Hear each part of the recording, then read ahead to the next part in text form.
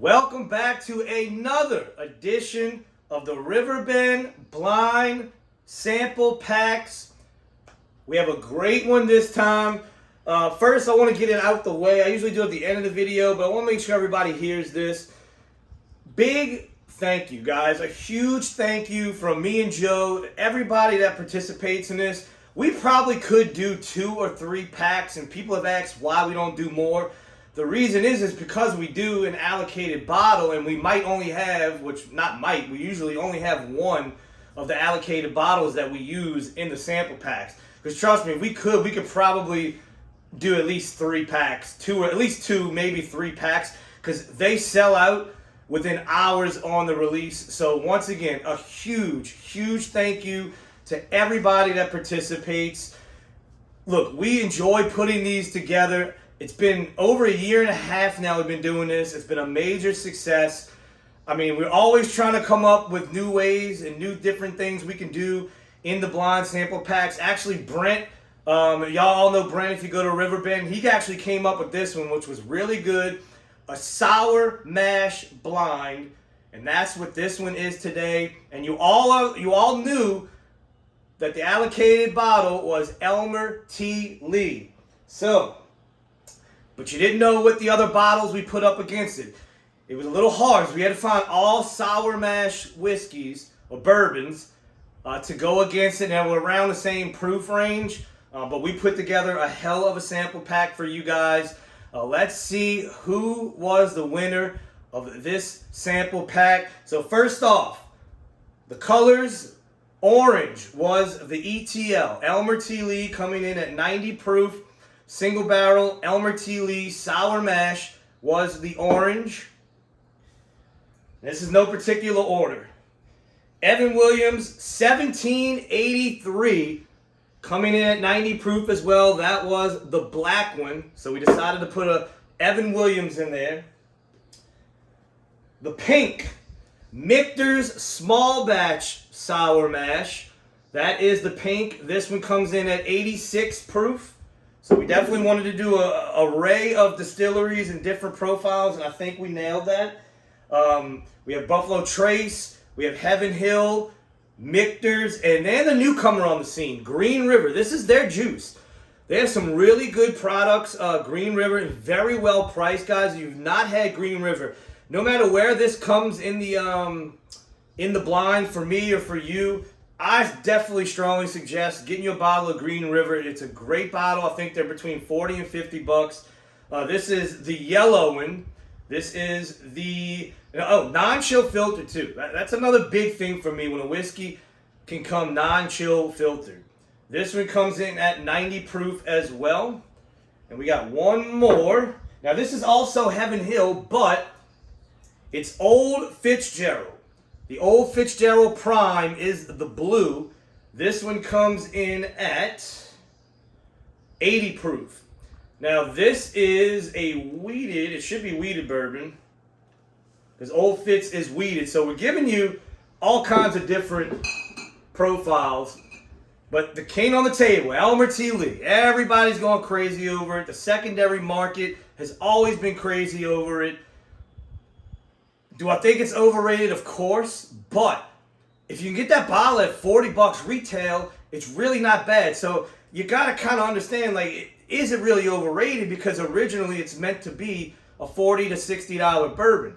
It's not Buffalo Trace's fault that people are paying insane amounts for it. They're telling you by putting it to 40 to 50 bucks what they think of it. So that should tell you what you should think of it. It's great. It's, for what it is, but man, some of the prices people pay, but hey, you want to pay the prices, you want to pay to play, go ahead and do it. But let's see how it does in today's blind. Now, I know most people want to know, if you don't know, if you didn't Google it, sour mash. What is sour mash? So sour mash is literally, during the fermentation process, they add a souring agent, an acid, something to make it acidic.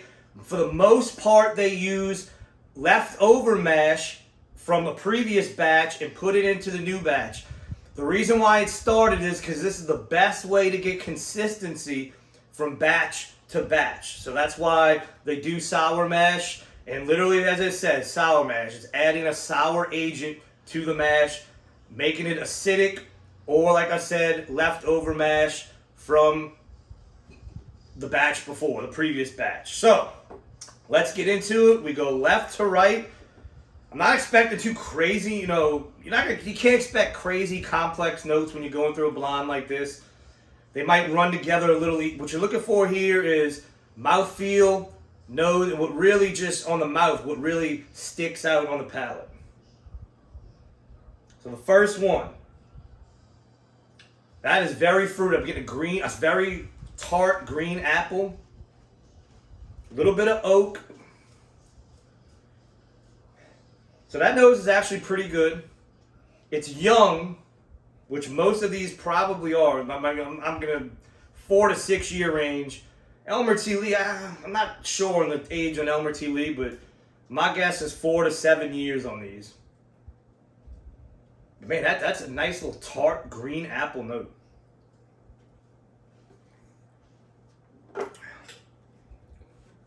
Okay, so that first one,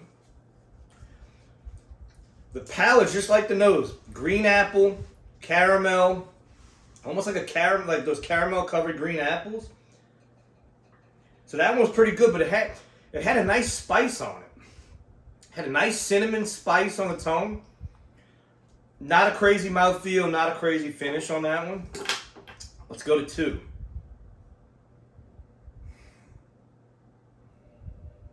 So this nose, I'm digging in. I'm not really getting a lot on this one.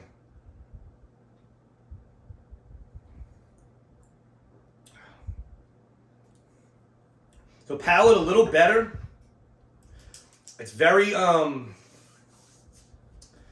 very oaky, which is odd for being so young, but it's a tannic oak. It's not a good old age dusty oak. So very oaky, very watery. It's got a little spice to it. Nothing special on that one. Nothing sticking out on that one. All right, number 3. So that's a sweet nose. That's very sweet.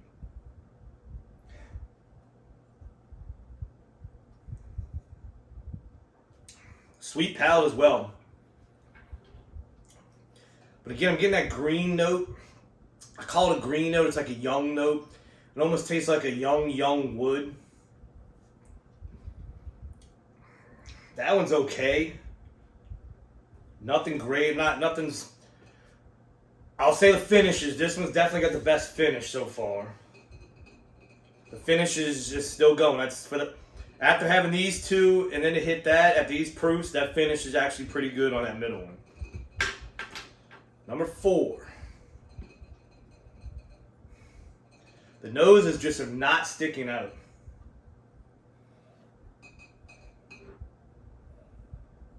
Yeah.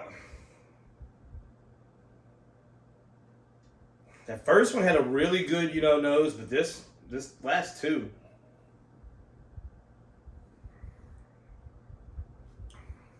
Oh. Oh.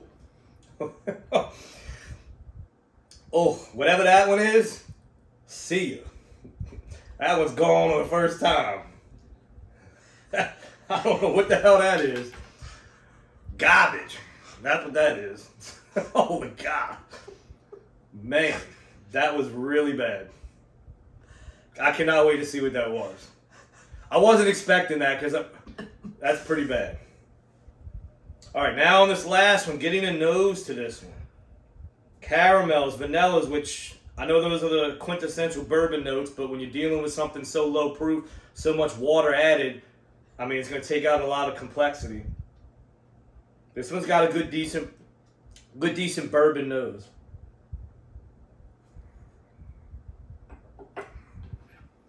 Okay. So for being 5th, after coming across those, now maybe after coming off of this trash, it made it a lot better, but that 5 is good. 5 is great. So 5 tastes like a bourbon. It has nice spice, nice balance, good finish. So these 2 are definitely going. 4, I want it off my table because it doesn't even deserve to be in my presence. That was worse than Weller Foolproof. That might be the worst bourbon I've had since Weller Foolproof. That's how bad that is. And you know it's bad if it's worse than Weller Foolproof. These two were really good. One of these are going to get eliminated.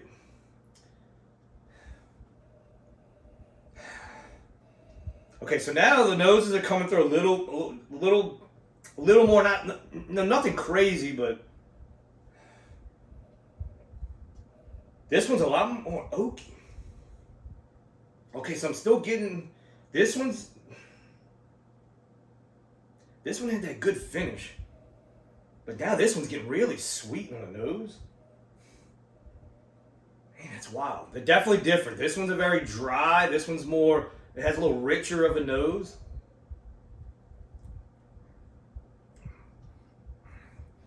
Man, that thing is so oaky, almost like smoky. It's really weird, but on the nose, it's sweet.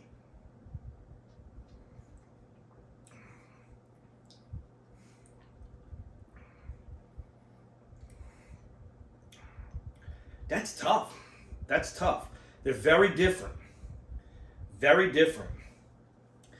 This one had the better finish, so I'm gonna keep this one. This one had this real bitterness to it, and I don't like that. When I get a bitterness, it just turns me off. So that one's out. So we're down to the final three. We know these two are the two best ones going through the first time. Let's put them head to head. Oh yeah. Man, this nose, a caramel green apple nose.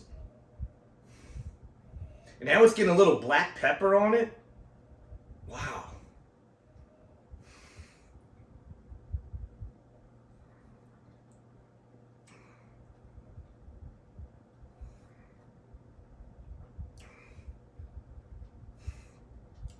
Okay, these two are really good. So it's going to take this one to beat one of those two. Yeah, no. Definitely out of these two, man. So obviously we're going to go over your guys' results. But these two stood out pretty well against the other one. So I'm interested to see if we're on the same page. For me, these definitely stood out. This is going to be a tough one.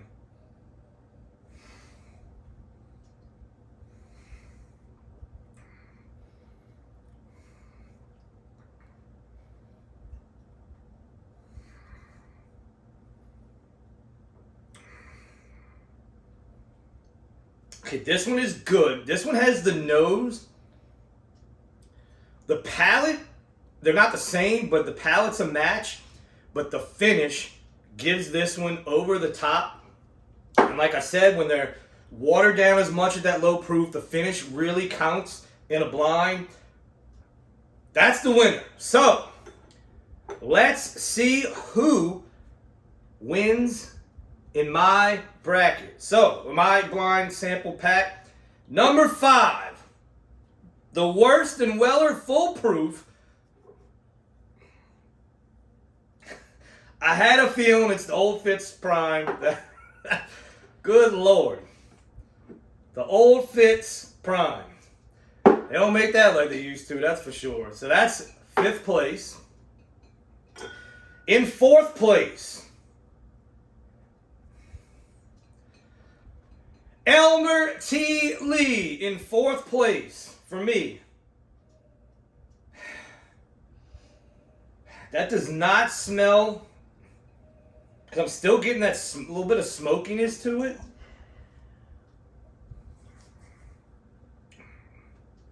Man, Elmer T. Lee, 4th place for me. Interesting. 3rd place is the Evan Williams 1783. So, the Michter's and the Green... So, I told you the Green River was good. Now, as we're going to see, y'all disagree with me a little bit on that. But, the winner of the Sour Mash sample pack for me, not overall winner, but the winner for me is the Green River. So the Green River and the Michter's comes in second. The Green River really stood out for me. I said it before. So actually, I kind of called it. I said it when I was introducing the bottles. The Green River, really good. But as we go through the results, this is the first sample pack, now that I'm looking at it, that I can ever remember being this off from you guys. So we were off. The winner of the sample pack, because I don't think this is going to change it,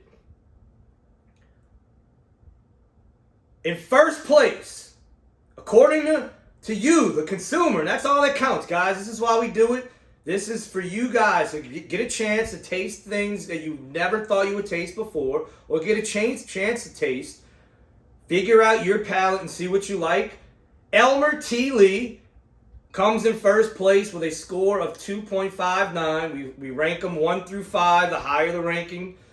It had 11 first place votes. It had the most first place votes by a mile, so it's not, it wasn't just you, it wasn't just me. It easily won this. It came in fourth place for me. Hey, that's the way this one went. Second place, we were dead on this one. The Michter's, second place with an average score of 3. It had 6 first place votes, but oddly, it had the most last place votes with 8. So, man, we were way off on this one. And a tie for third place. I don't know how the hell y'all put this in third place, with a score of 3.13. Old Fitz and the Evan Williams. And then in last place, I'm shocked. I will say this. The margin here was not big. So you're talking 3.13, and 3.16. So it wasn't like Green River was a shit show. You all put Green River in last place with a 3.16. It won my blind, and I thought it stuck out. I thought it tasted really good. I thought it had a good nose. I thought it was good. But you guys put it in last place. How somebody can rank that over the Old Fitz, I do not know. But hey, everybody's different. That's what makes this fun. But man, this is the first time I've been surprised, I think, that Elmer T. Lee won it easily. Everything else was pretty close. Everything else was pretty close. But Elmer T. Lee, far and away, 11 votes in first place. Won it with ease with 2.59. So, I guess the hype for Elmer T. Lee is going to continue. So, the next sample pack, we're going to try to get it together. We're going to do some... Now, we're planning on doing 2. Big Daddy Joe's sample pack and Pop'em's sample pack. Let's just put it this way. It ain't going to be serious. It ain't going to be just one allocated bottle. We're talking high proof bangers for those 2. Don't know when we're going to do it, but be on the lookout. Because trust me, when those 2 drop, it could be the next one. It could be next year. We're trying to make sure we have the bottles for it because we really want to make those 2 sample packs special. Those are going to be like Joe's top 5 bottles, 5 of my top 5 bottles. We want to really make those a hitter. So we want some top-notch, barrel-proof, high-proof bangers to give you a real blind and say, holy shit. So that might take a little while because we have to save up the bottles that we know what we want to put in them. So be on the lookout for that. But the next sample pack should be coming out next month. We don't know what it's going to be yet. We thought about doing the opposite, doing the sweet mash. But not a lot of labels say sweet mash. So that's going to be hard to do. We're going to look into it. We'll see. But as always, we're going to bring you a good, valuable sample pack. So that's it. Until the next sample pack, guys, always remember, pop 'em, don't watch 'em.